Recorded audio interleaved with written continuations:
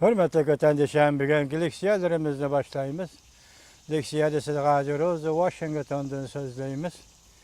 Bugün sözleydiğin tema yani asaslığı Çavuşan meselesi. Endi bu Çavuşan meselesi doğru topluluk gettik. Bunun neticesi nime dep sual koyuşunlar mümkün hürmetli vatandaşlarım. Prensip şu ki Amerika Koşmuş Ştatları ve Halkara Cemiyeti'nin prensip şu ki Çavuşan yerim aralı yadro kurallardan hali yerim aralı buluşu gerek. İş benim aşındak. Meyli teç yol bilen hal kılış olsun, meyli başka vasıtalara müracaat kılıngan iş olsun, kat'i nazar Çavuşan yerim aralı yadro kurallardan hali buluş gerek. Lekin Xitayning siyosati Çavuşan yerim aralı Çavuşanni yadro kuralları bilen kurallandırış. Bugünküçe Xitay şunda kılıp geldi. Bunu da keyin qanday qiladi degan masaladir. Mavzumunda hurmatli vatandoshim. Çavuşan bilan texmi ko'p dialoglashish bu faqat o'lim yo'lidir. Mavzuda xabar 9-ayning 18-kungi New York vaqt gazetining Xitoy til torbiyatida e'lon qilindi. Xabar mundaq boshlandi. Tokyo, Çavuşan bütün dunyoni mislsiz og'ir va jiddiy tahdidga duchor qildi. 9-ayning 3-kuni bu hokimiyat ayblanish kerak bo'lgan bir qatimliq yadrosini g'ilib bordi.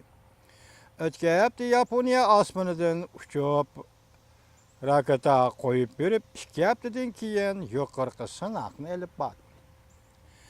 Bexatarlik komitetining embargo qilish qarorlariga pisand qilmay, orqa-orqadan raketa sinoq qilib atgan Pyongyang shuni ko'rsatdiki, onun raketasi yetib bordigan masofa Yevropa va Amerika qit'alarigacha so'zildi.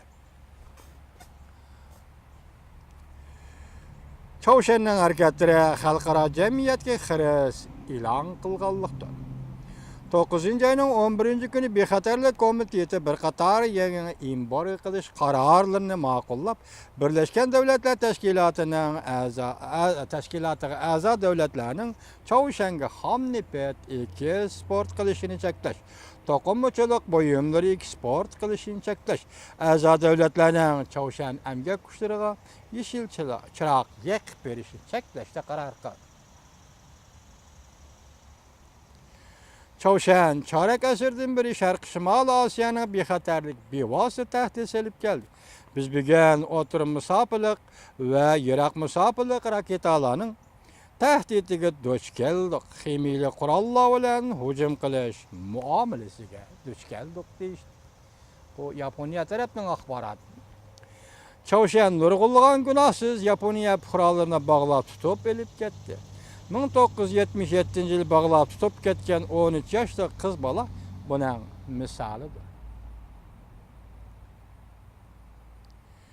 Çavuşan o'chmanlikning tig' uchini Yaponiyaga qaratdi.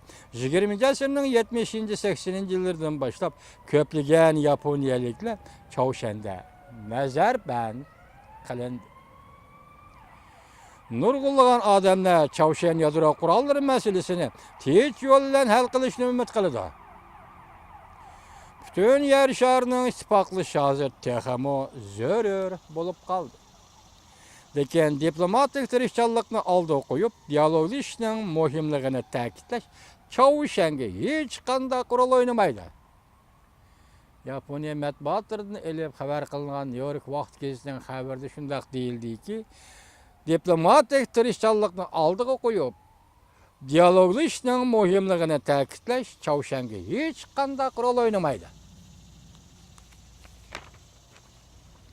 Tarix isbotlab ko'rsatdiki, butkul xalqaro jamiyat birdek Çavuşanga bosim ishlatishi lozim bo'ldi. Çavuşanning yadro qurollari Yaponiyaning eg'ir kunlari mavzuli xabar 9-ayning 15-kuni New York vaqt gazetida e'lon qilindi. Xabar mundaq boshlandi. Ikkinchi xabar vatandoshim. Çavuşan qo'yib bergan Yaponiya Hokkaydo osmonidan uchib o'tgan raketa yer ostida sinoq qilingan vodorod bombasi Yaponiyaning ajallik ojizligini oshkorlab qo'ydi. Yaponiyaning davlat bexatarlik siyosatining nihoyat og'ir alda yetarsiz bo'lib keldi. Bexatarlık Komitetinin Çavuşan toğrusudaki her türlü kararları Yaponiya duç kelgen tehditini azaytışqa çare tapalmadı.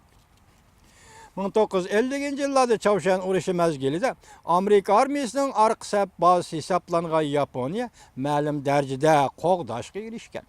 Bugün Koriya ve Yaponiya oxşaş bir uruş meydanıda turuptu. Belki her iki devlet aldığın septe turuptu. Amerika'nın Çavuşan'a berdiğan her qanday harbiy zarbisi Çavuşan'ın öç eliş karakterlik tedbir qo'llanışıga elip kelişi mümkün. Yaponiya intayin gangrab kaldı. Nayt zor xatar aslında Yaponiya aşkarlanıp kaldı.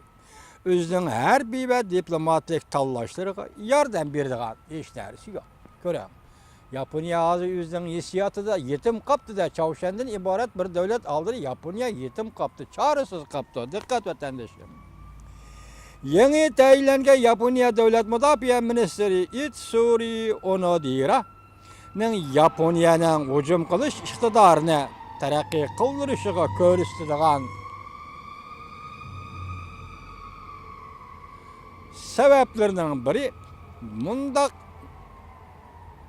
sebeplerinin biri mundaq iqtas Yaponiya Çavuşan'ın harbiy bazılarga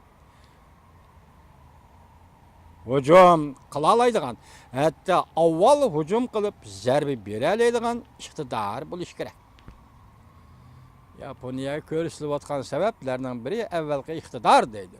Yaponiya Çavuşan'ın harbiy bazılarga hücum kılalaydıgan ve hücum kıldığan kurallarga ega buluş, Yaponiya Amerika bexatarlik şartnamasının maddelerine uygun buluş gerek.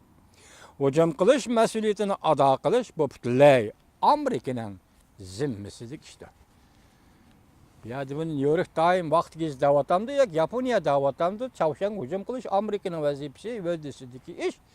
Yaponiya mı şunda kurallarga ega buluş için ya ki Çavuşan hücum kılış hukuku ega buluş için evvel Amerika Yaponiya Müdafiə hemkarlık şartnamasının maddelerine uygun buluş gerektir. Biz bu makaldan kömekçi bolğan dersimiz değil mi? Hazır Çavuşan'ın aldıda Yaponiya ensüreşke başladı. Yaponiya gangrab kaldı. Yaponiya ilacısız kaldı. Hatta Bexatarlık Komitetinin kararları, lahiyeleri mi Yaponiya'nı bu gangraştan kurtulup kalışka çaresiz kaldı demek. Ondaqda Yaponiya neme kılış gerek?